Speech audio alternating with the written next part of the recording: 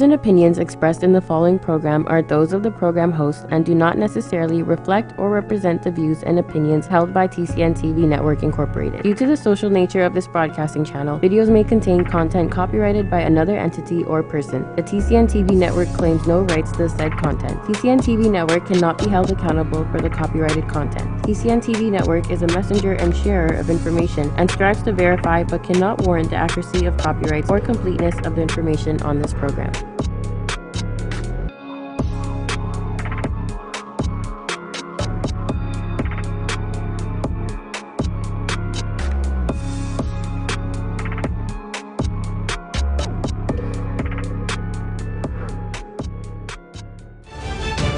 We discuss all the issues, municipal, provincial, federal, and any issue of national importance. We will talk about on Point.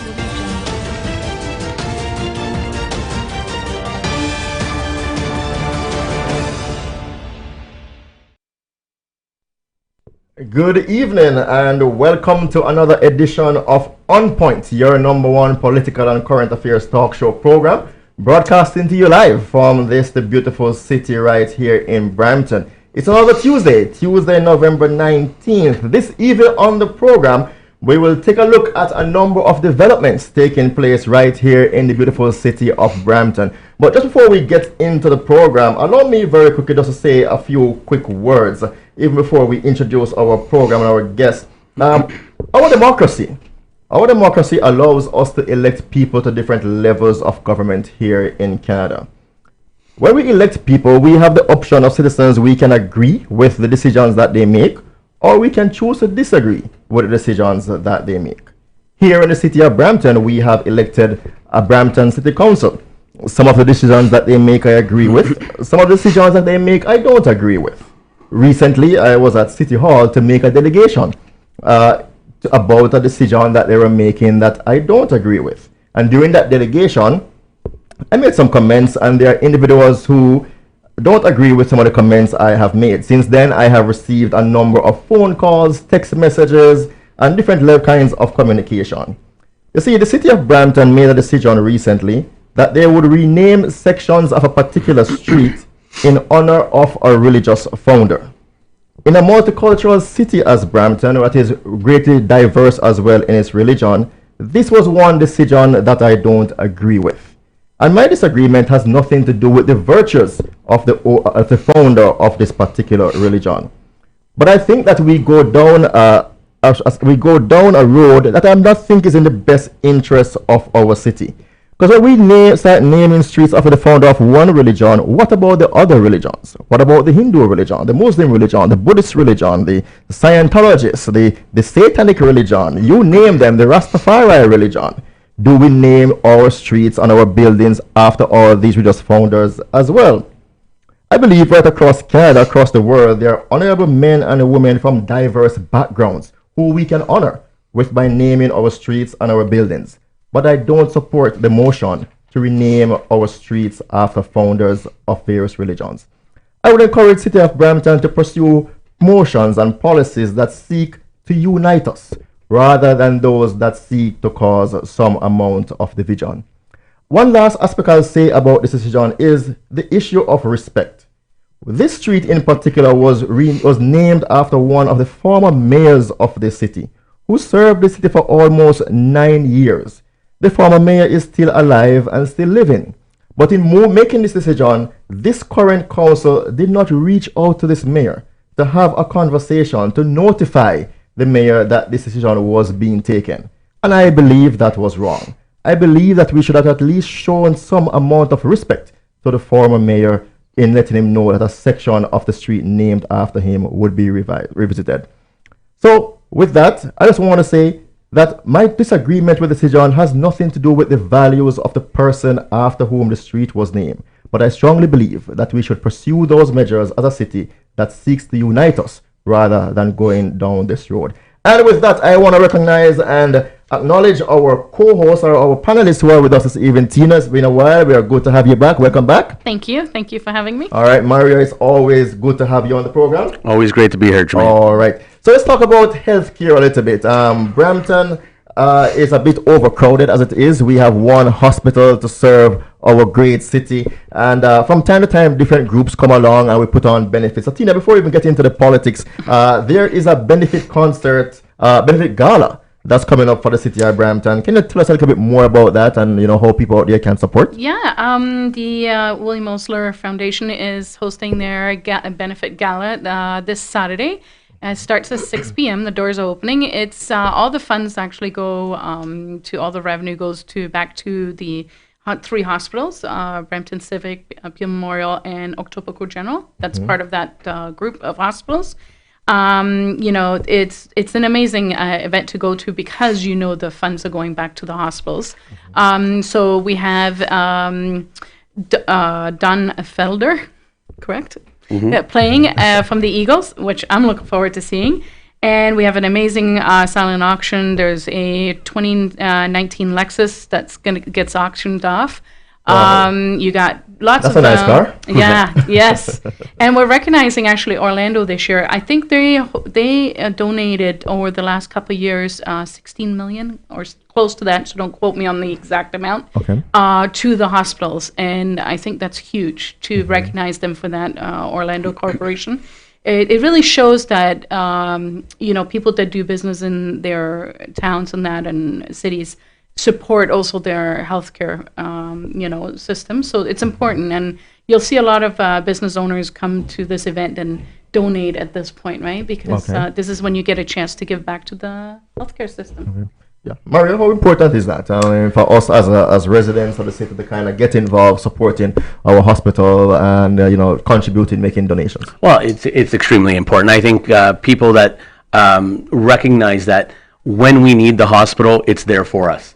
Anyone that's had to endure a family member or themselves, they recognize how important the hospital services are, our nurses, our doctors, everyone that is associated with the hospital. So it is great when corporate citizens give back to the community. We have a list of corporate donors that are the who's who of corporations in the municipality and the surrounding area. So it's great when they come back, they give back to the community. That's done so much for them as well. So it is great, and it's a good vibe. I mean, it's always a who's who of who's there as well, and it's just a fun event. In particular, when you have noted celebrities that are actually playing, cars given away. It's great for the community, right? Yeah, I do want to add one more quick thing, is that also I don't think most people are aware that none of the government tier levels, so federal or provincial or municipal, pay for what's inside a hospital. So we have to fundraise to get all of that inside, all the gear, the equipment, the beds, the furniture, everything has to be provided by the community. Okay. That's a great point. That's a good point. So you're saying that the equipment that we see there, the beds and stuff, are not provided That's as a community? Yeah.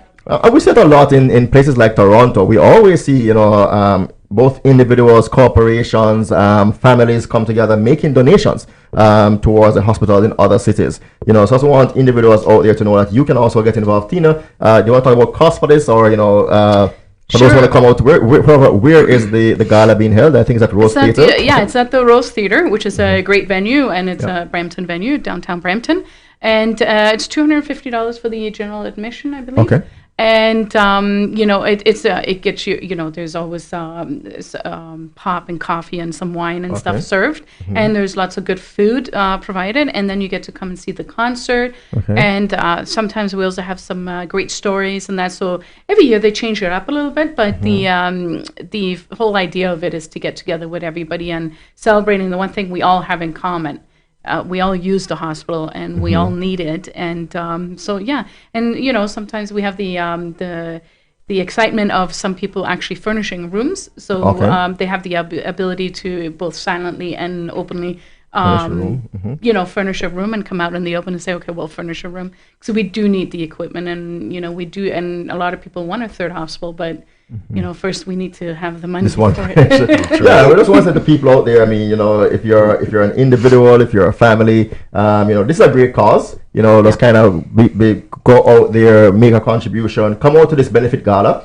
We had recently Hockey Night in Brampton, where the mayor hosted, and that all funds raised from there went to Brampton Hospital. So just come out there, support this one, everybody. I think it's a great example of governments tend to support hospitals that support themselves. Yeah. So when the community comes out and supports these type of events, provincial and federal governments take note of that. Okay. When you have that type of recognition, people want to get involved, and that's something that's becomes a snowball, and it's a positive snowball effect. And I think that's important that we support our local hospitals and support our local community groups as well. Okay. All right. So stay with us. When we come back from the break, we're going to talk the politics of healthcare taking place right here in the city of Brampton. We're going to talk about another move that the city of Brampton is making that I don't necessarily agree with. So stay with us. We'll talk healthcare when we come back. This is On Point.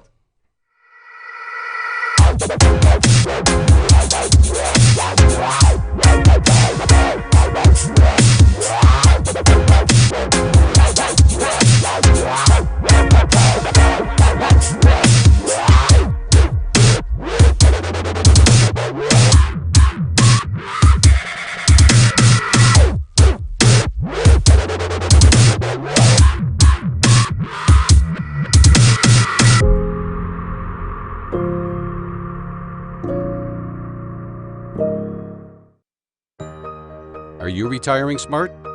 Make your home's equity work for you. With your home's equity and our 30 years of experience, the Retire Smart Properties team can help you achieve the quality of life you've always wanted. Our services are 360 degrees.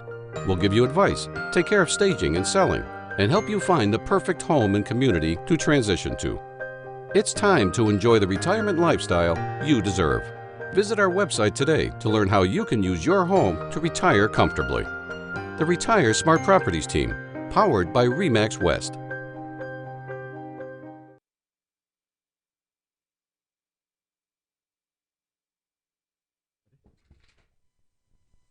Welcome back to On Point. Here on Point, we bring you the latest in political and current affairs, and we're going to turn our attention to.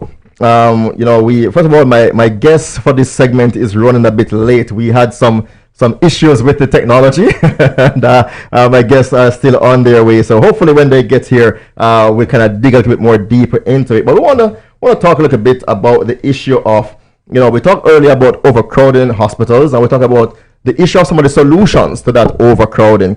And one of the ways that we try to deal with overcrowding in hospital, especially in Brampton, it's always believed, Mariotino, that there are individuals at the hospital who are occupying beds that don't need to occupy those beds, and that contributes to the backlog, the overcrowding that we see at the hospitals. A part of what Brampton needs are more long-term care beds, long-term care homes, more affordable retirement homes, right? And within the city of Brampton, within the bylaw structure in Brampton, there is room for what we call group homes, rest homes, retirement homes, and there is a big issue blowing up in Brampton right now surrounding these what they call group homes. There is an individual, and hopefully she'll join us shortly, who has applied to put a group home on a 23 Hillside Drive right here in the city of Brampton, and facing some opposition. One councillor in particular is even going to the extent of proposing an interim control bylaw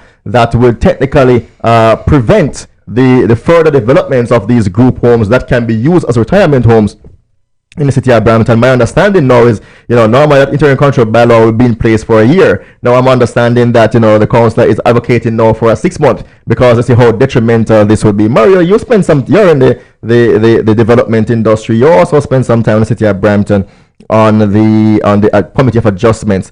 Talk to us a little bit, about, some of the options out there, group homes, your perspective on these developments.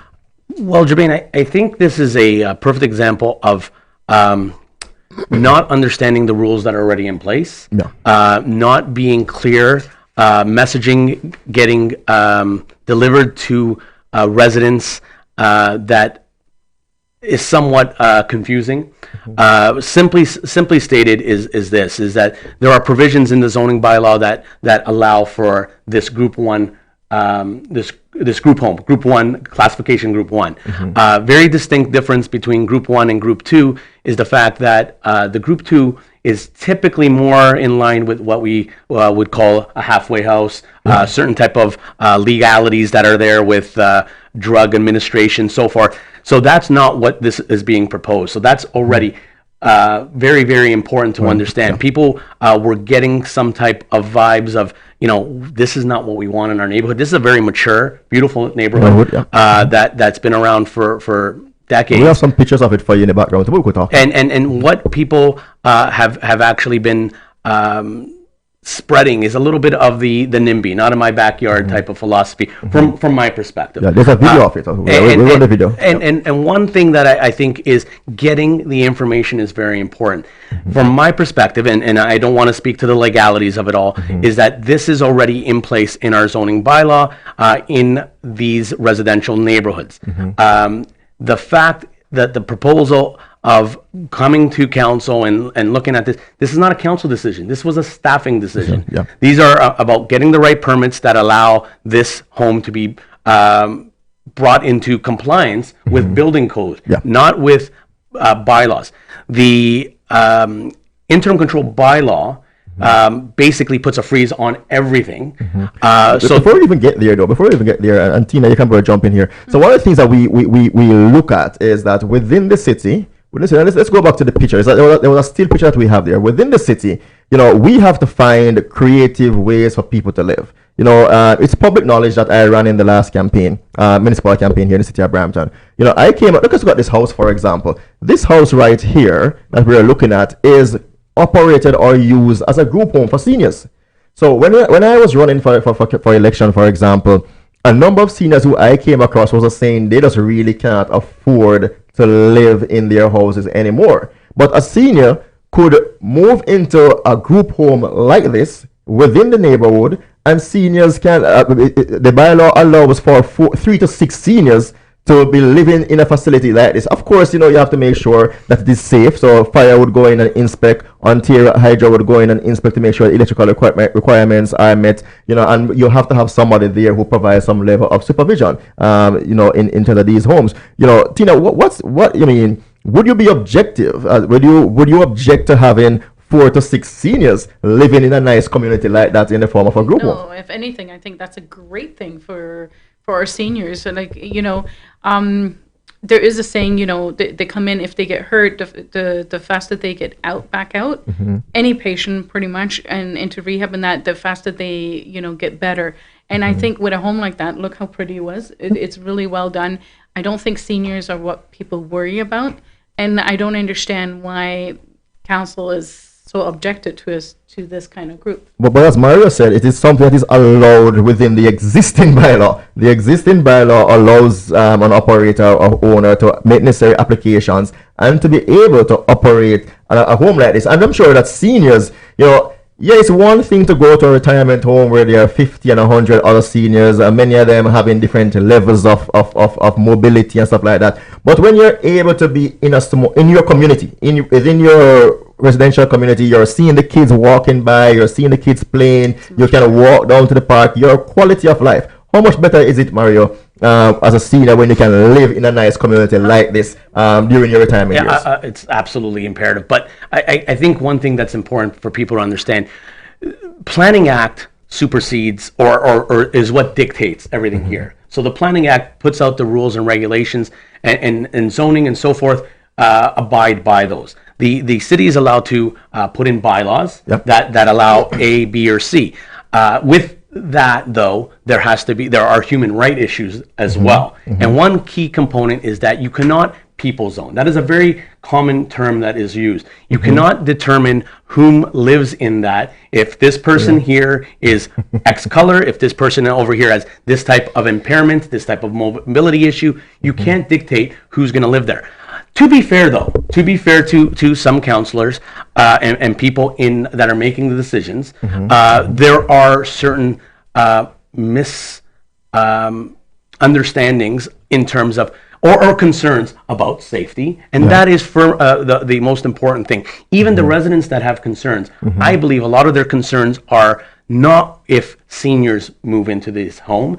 It's about what if, and a lot of counselors have spoken this, as well as people that have campaigned, when you go to some homes and there are 20 international students living in that home, how do we control that from getting out of difference here, control? though, the difference here, Mario, the difference here, Tina, is in this setting, when you're applying, here's an investor, and we're talking about Brampton being open for business. Here's a nurse by profession or an investor who has come forward, and they come to apply. They say, listen, we want to make sure that we are meeting the right regulations. We want to make sure that, one, the electrical meets the standard. We want to make sure that we're up to fire code. We want to make sure that the regional commissioner of health comes in and pass this kind of living. And therefore, I am at a loss as to why we would not be encouraging more of these group homes within the city to kind of ease the problem we are having with overcrowding in our hospital. To me, they say, Mario, when you want to have a problem solved, you find a woman,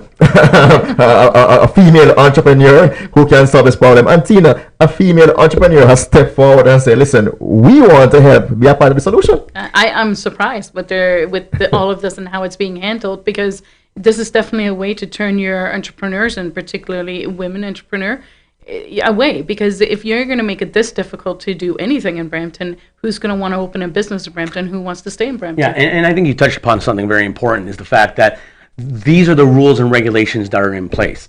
You're going through those motions of doing it the right way, and you are somewhat penalized by doing that, because if someone was trying to do something that wasn't on the up and up, it would have already been there. Oh, yeah. And that's one of the problems we have in Brampton, is that that's often the case. Yeah. So when someone is following the rules, I applaud them for doing so. And I think staff has done a good job of highlighting that this is an allowable use, and it's something that, as long as permits are obtained and public safety is taken care of, that's first and paramount, is the most important issue.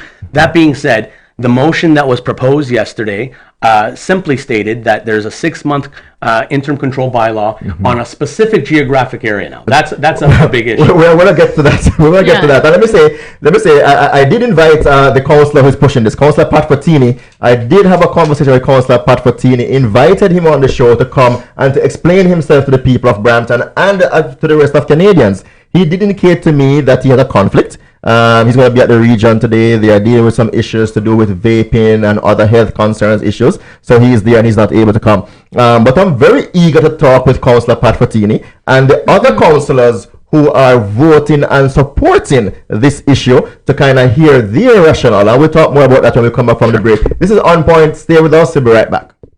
At Benjamin Law, we understand the real cost of personal injuries. As the victim of an accident, you may be the one who's physically hurt, but your main concern is that your family are the ones who will pay the price.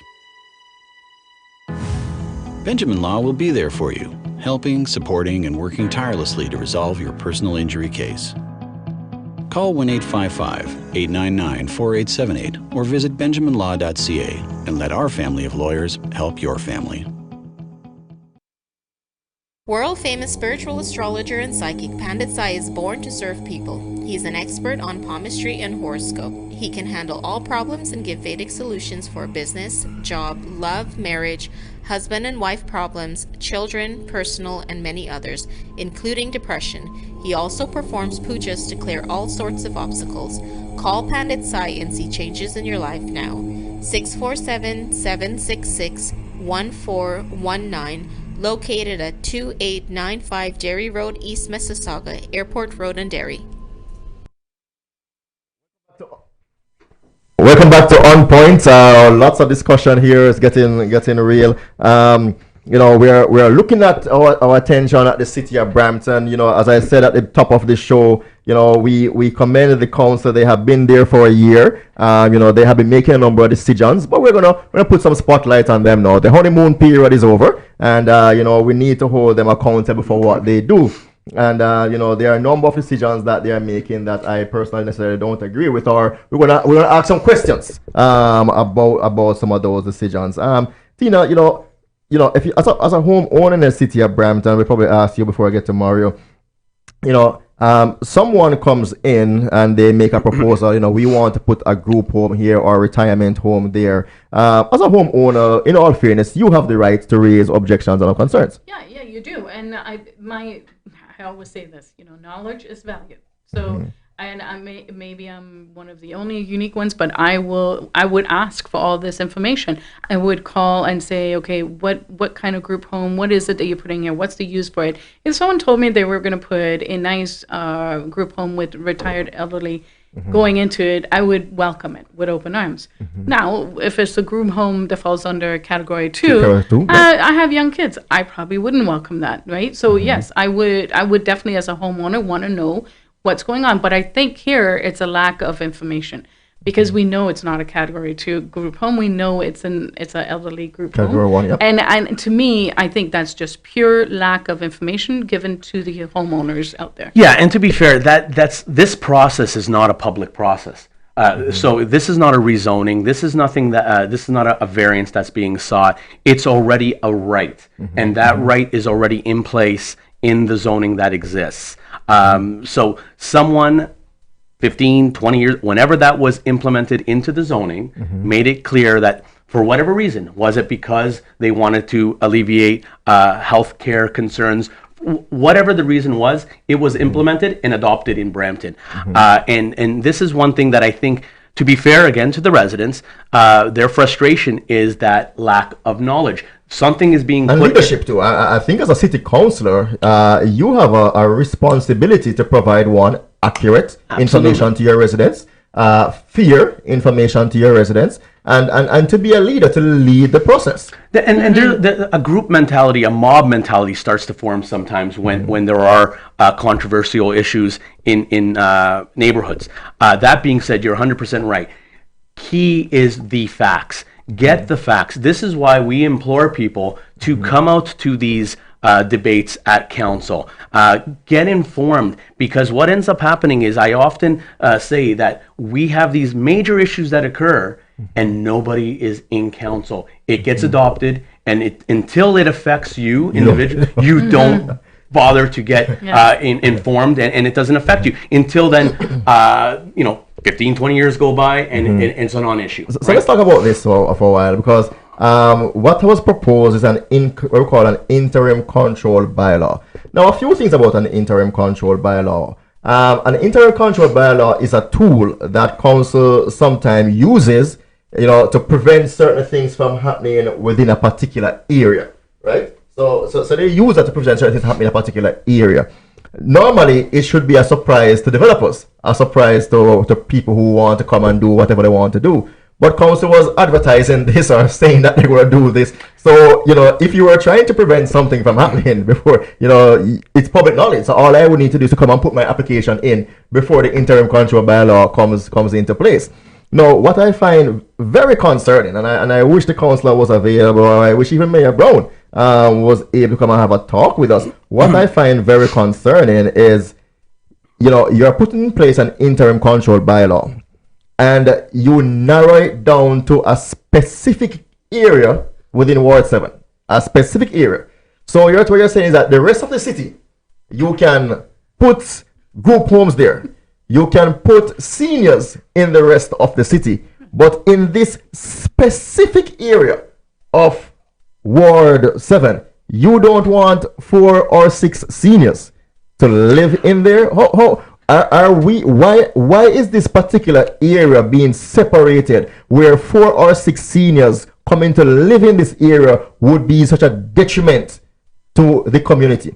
So what is 4 or 6 seniors going to bring? Are they bringing firearms, M16? What are 4 or 6 I'm going to play the role. Such great concern. I'm going to play the role of the other side right now. So listening into the actual discussions yesterday, this interim control bylaw that has been proposed has been modified to include that specific geographic area as opposed to citywide. These are some key points. And also a 6-month term as opposed to a 1-year term. And it passed unanimously with every The counselor group that was think there. at council. Council about group think. They don't think individually. It's a group Well, think. and I'll take, no, I disagree with that, is All that right, fine. the reason, from this perspective, Okay. is the fact that the modifications to that, motion became much more reasonable. Okay. Because now what you're doing is you're just going to be studying that area for 6 months. Why? That's something for council and staff to understand. Is there a surge of group homes happening in that area? I can't speak to that. That being said, is that this is something, though, that to the broader picture is that there is a comprehensive zoning review that's been going on in the city of Brampton. That needs to be fundamentally finished soon, because I've been hearing about this comprehensive zoning review for 5 years. And to be fair to staff, it is a massive chore and massive job to do. I think that has to be elevated and put into priority so we don't have this. Because a lot of our bylaws are in place from the 60s and 70s, and our neighborhoods have changed. So that's point number one. That number two is that these modifications to the actual motion allow that there is some studies to be done, but one key point, and this is what I do agree, is that, and I'm not an expert, is that it won't affect any applications that are already in place. This is something that's very important for even the residents who are objecting to understand. Now, again, I implore them to get that clarification, because it was a little bit fuzzy when I was listening in. The first meeting, I thought it was clearer. This one, it made it a little bit fuzzy. I actually called into the zoning bylaw office today to get a little bit of clarification, and nobody was available at this point in time. But it needs to be very clear, because an interim control bylaw is usually put in place for emergencies. Emergencies. If there's a highway that's going to be put in place and you have certain restrictions, an interim control bylaw is put in place. Very, very seldomly is it put into place for a residential home. You don't change the rules of the game as a businesswoman, Tina. You've been doing business. How frustrated would you be as a businesswoman and an entrepreneur in the city if you are going through the process and you're changing the rules of the game in the middle of the game?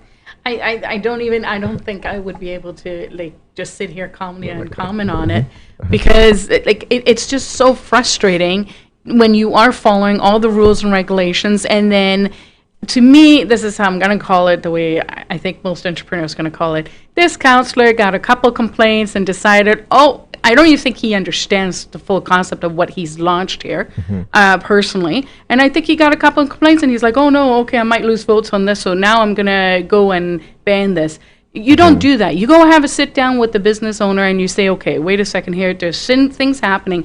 Has he even, I'd love to find out from the business perspective point of it, has the council even bothered pick up the phone and called the business owner? Have they even had some kind of communication together in regards to this, or did he just go ahead and fire guns off like they do in Brampton all the time? Well, because this is not the first time they do this to business owners in Brampton. It's kind of tough. We were hoping to have the business owner here, but we have some technological challenges, and that caused some mishap. We're hoping to have the councillor here as well to kind of trash out some of these issues, because an important point to note again is that the bylaw states that group homes need to be at least 600 meters away from each other, right? So, and I'm not sure how much, as Mario said, how much other group homes there are in that area, because 600 meters, yeah, they're good distance, but I mean, I'm not sure there's so much group homes in that area that would violate that part of the bylaw. So one thing that occurred yesterday's planning meeting is that there was a lengthy period that they went in camera and had conversations, I would assume with city solicitor and legalities, because there's a lot of legalities here. In particular, for instance, if there is the perception of changing the rules midway through, the person whom that rule is being changed may have legal recourse. Absolutely. So there's a lot of questions here. So I think it was dealt with in a pretty reasonable manner. I still have some questions, and this is something that's important, is that when someone whom and I don't profess to be an expert but is understands it a little bit more than the layperson, is still coming away confused.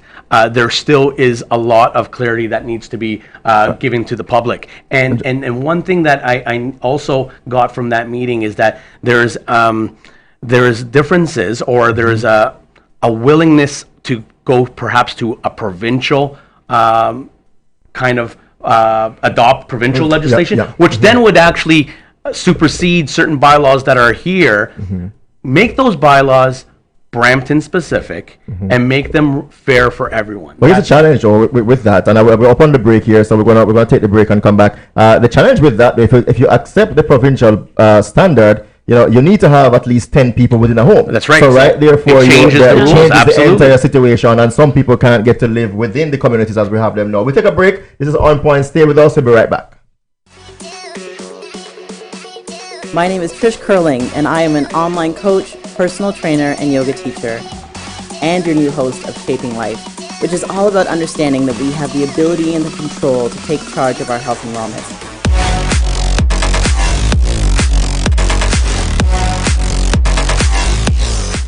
But we can't do it alone, and I can't wait to sit down with the best in the industry. Please tune in every Friday at 1 p.m. live here on the TCN Network.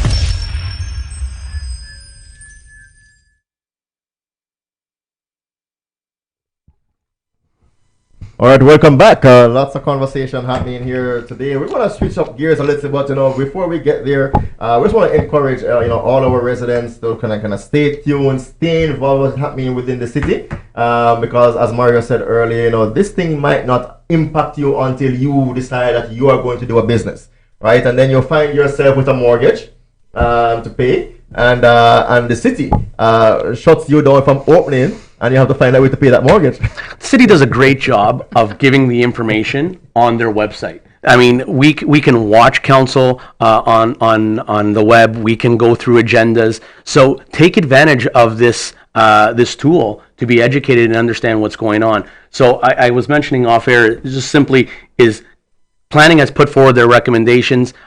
Council will adopt ratify that decision, or have a discussion at the next council meeting, which I believe is tomorrow. So again, these are opportunities to have some conversations, but the more you're in tune with what's going on in our city, the more you have the ability to have your say.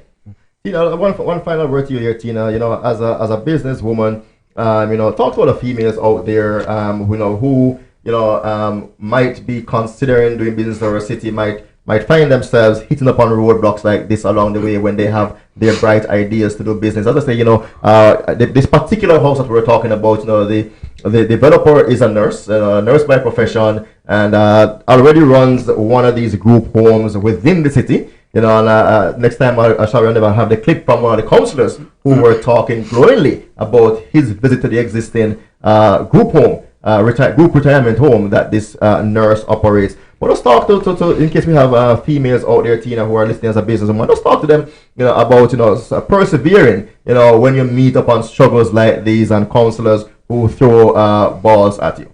Yeah, don't be discouraged. This happens all the time in business, and I think if you choose to become an entrepreneur as a woman, you will come across this all the time. It's not just with council. So, and there's outlets out there. I recommend people to call around, and, there's so many people out there that do know and that are advocates for the business, the community in the city. I have to throw out this, Brampton Board of Trade is a great source of place for business owners to go. And, if you have issues and, coming seeing any of us, we're always open. Get business owners. So as a woman, I always network. So I always say my network is what I'm worth. And your net worth is what you're worth, especially when you're in a city like Brampton. And I hate to say like Brampton, but I do business here and I live here. Careful. And I can say that my network is what helps me through every day here. And this is coming from Tina, whom is in a male-dominated industry, in the steel industry, and has been able to actually do great things in Brampton and across Ontario. So that's something that I do applaud you for that. Yeah, it's just.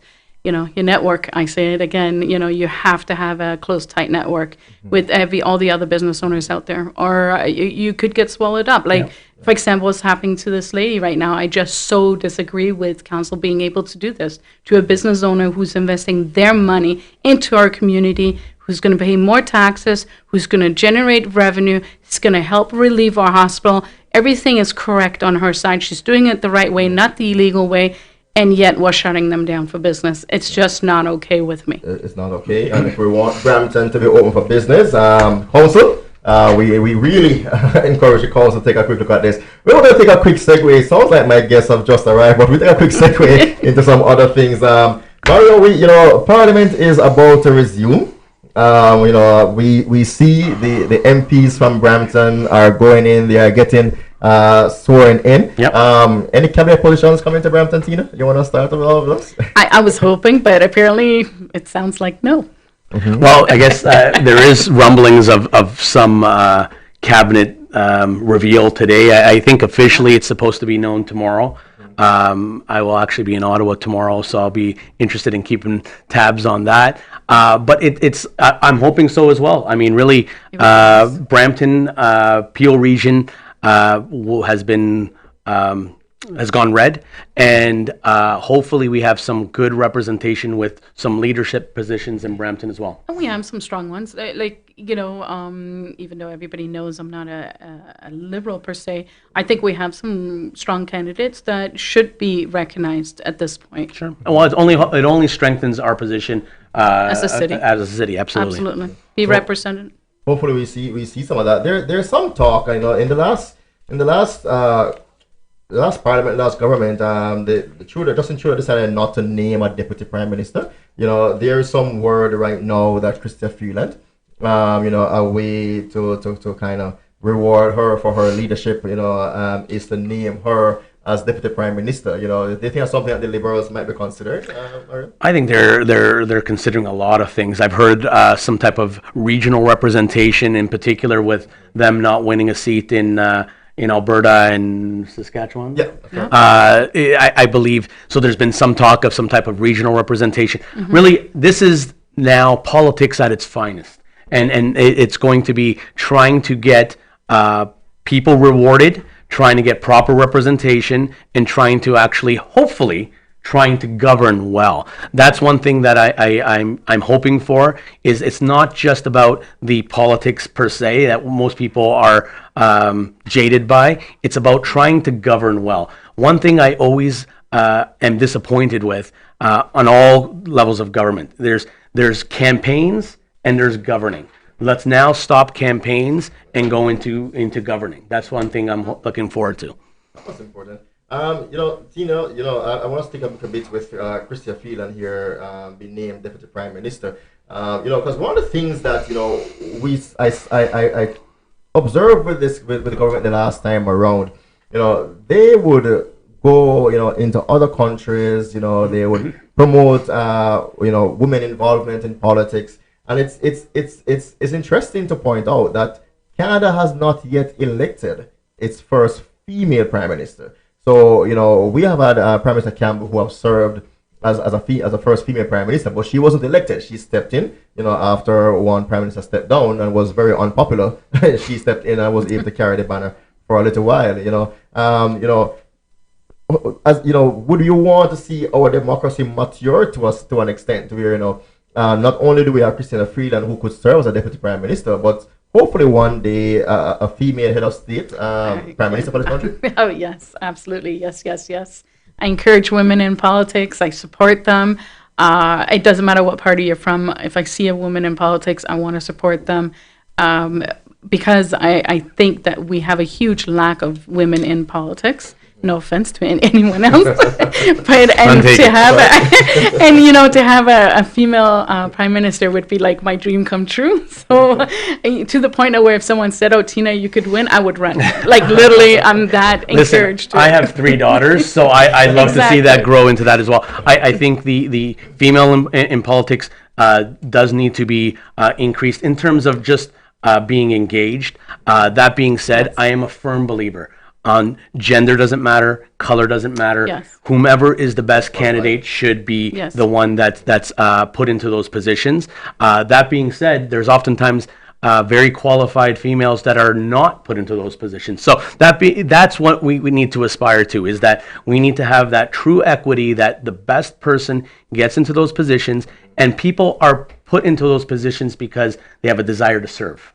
Yeah. Right? Yeah, who gets back there? Who gets back into cabinet? Let's talk look at some of the current people who were there before. Our defense minister, Mr. Sargent, was there. Does he get back into cabinet? Does he go back to defense? Oh, listen, there's going to be a lot of shuffling, in particular with the minority government as opposed to majority. So there's going to be some strategy there. I think certain positions are relatively secure, or at least having a position of cabinet. Mr. Navdeep Bains in Mississauga has been someone that's been there for a long time and has done some good things. Back in cabinet? Oh, I think so. I would highly doubt that he does not, but who knows? We have to wait and see, I guess. Climate change was a big issue. Does the same person get back there, Tina, or do we looking to find somebody else? Because that was an issue that divided the country, particularly, with Alberta, so on the way it is. Does the Prime Minister look to find somebody else to lead that climate change portfolio, or does he? I would. So I have to say that from my point of view, and I don't know what he's going to do, I would find someone that I think that could unite the country right across from the east to the west, because I think he needs that. He needs someone new on that, particularly on that portfolio. It's very important to do that right. Another one we look at, what we're being told right now is that Francois Philippe Champagne, who will be our next Foreign Affairs Minister, we had a big challenge in Foreign Affairs in the last time around, particularly because of our neighbor to the west and to the south rather. And they didn't like the fact that we had a female Foreign Affairs Minister who was coming down to have conversations with them. And to an extent, it was so bad that the Foreign Affairs Minister wasn't even allowed to go to the White House because of who we have in there. Commendations to Justin Trudeau, who stood up and stood by his Foreign Affairs female minister and kept her, even when Donald Trump wouldn't allow her to come to the White House. But a change there is what we're out here being reported now is that there'll be a change there, and we're going to have a male figure there. Your view on that? Your feeling? Again, I'm not going to speak again to the gender issue. I think that's something that's going to be portrayed in the media. I want to have the best person in that position. That being said, who is that? I think Justin Trudeau, our Prime Minister, has to be the leader to understand who the best person is to guide those ministries. I think some of those ministries that you mentioned are extremely important. Immigration is a huge issue here in Canada, that we need to strive for good immigration, fair, equitable immigration that is sustainable. Does Amadou Hussein get back his job as immigration minister? I don't know. I think he's made some I think he's made some grave errors. So, No, I know. And I know there's certain communities, in particular in Brampton and the GTA, that have been fighting for equality, specifically the Portuguese community and undocumented workers. These are all issues that need to be accounted for and need to be respected. And that's one thing that I think now, as a minority, it may be more top of mind than when it was a majority. We'll see. Tina, does Gerald Butts, the guy who had resigned from the Prime Minister's office, but who was back on the campaign trail, who was back there toe-to-toe running things with the Prime Minister, does he go back to the Prime Minister's office? I mean, is this a chance that Mr. Trudeau is willing to take? I don't want to comment on that because I don't know if he's gonna do it or not. I think he'll be there. I think Yeah, there's such a long relationship there, and he's got to reward him somehow. yeah, and I think he is a strategist extraordinaire. So it's important that he stays there for the Prime Minister. Public optics, So I don't know. You are seeing Gerald Butts. I about am, to leave the Prime Minister's office because of the whole issue surrounding Jody Wilson-Raybould and innocency level on. You're seeing him back in the Prime Minister's office. But not in a public, I Jermaine, have to agree. this is the reality. What I believe, what you believe, is apparently not what the rest of Canada believes. They won and they won decisively in the GTA, and these are things that optics. I don't know. They apparently know better, right? What are some of the things that we're expecting, to see within the first year as a matter of priority for Mr. Trudeau? Tina, any priorities you have as a businesswoman or just as a Canadian resident generally? Any? I'm hoping that he's gonna ease on some of the increases we're seeing in the carbon tax. He's got to sort this out. As a business owner, the carbon tax really does affect all the business owners. The rising cost of living is absolutely insane in Canada. We're going to be the most expensive country in the world to live in, and people cannot earn the kind of living income to survive here. And he needs to figure this out before we end up in some kind of recession where none of us can afford to do anything. Mario, final word to you. We're up on the break here. Priorities, Mr. Trudeau? The economy, the divisiveness that has been formed between Alberta and the rest of Canada, Quebec and the rest of Canada. Quebec. I think that needs to be paramount, that we start to recognize this is Canada and we need to work as Canadians. How he's going to do so, I don't know. All right, stay with us. This has been another edition of On Point, bringing you the information of great importance. We look forward to talking with you again next Tuesday, when again we discuss issues of importance to all Canadians. Thank you for watching. Spread the word. This has been On Point.